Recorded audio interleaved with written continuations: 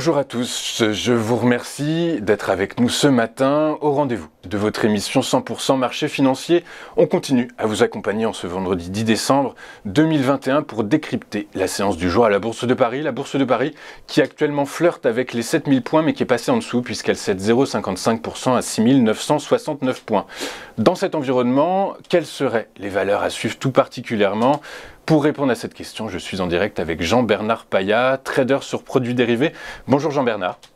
Bonjour les auditeurs, bonjour Louis-Antoine. Bonjour, je vous remercie d'être avec nous ce matin. Comme tous les vendredis, nous allons faire un point sur trois valeurs que vous nous commentez et on commence avec le Bitcoin. Le Bitcoin qui est en pleine incertitude après une baisse de 30% depuis son plus haut historique le 10 novembre dernier à 69 000 $. Jean-Bernard, que se passe-t-il sur le Bitcoin ?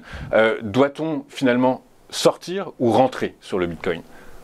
Écoutez, je l'avoue moi-même, Louis-Antoine, que je suis assez surpris des mouvements de cet actif. Je privilégiais, comme je vous l'ai dit il y a quelques semaines, un scénario totalement différent. Une des raisons de cette baisse serait sans doute une préférence actuelle pour les autres monnaies digitales, telles que le Cardano, l'Ethereum, qui ont fait des plus-values extraordinaires. Mais si jamais, concernant le Bitcoin, techniquement, si jamais il y avait une cassure des 42 000 $, les perspectives de rebond à court terme devraient s'éloigner. En étant très technique, on pourrait prendre position sur le pullback entre 48 250, 47 100, on va dire. Le potentiel de hausse existe toujours. Pourquoi pas toujours les 70 000 $ comme cible, mais s'il y a, il se pourrait que ce soit plus laborieux que prévu. Donc celui qui prend position aujourd'hui sur le pullback, qui bientôt pourrait prendre position, mais attention, c'est très volatile, il faut être très technique.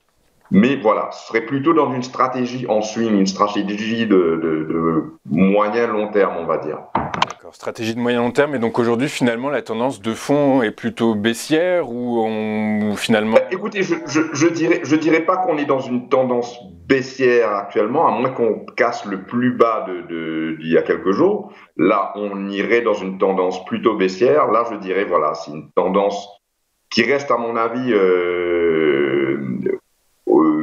haussière, on va dire, tant qu'on casse pas ce plus bas. Mais le biais, il est baissier. D'accord, mais voilà, depuis quelques temps. D'accord, ok, très bien. Donc finalement, ce qu'on peut comprendre, c'est qu'à long terme, la tendance est haussière, mais que tant qu'on ne casse pas ce niveau des 42 000. C'est ça. Il y a une probabilité quand même assez importante que le Bitcoin...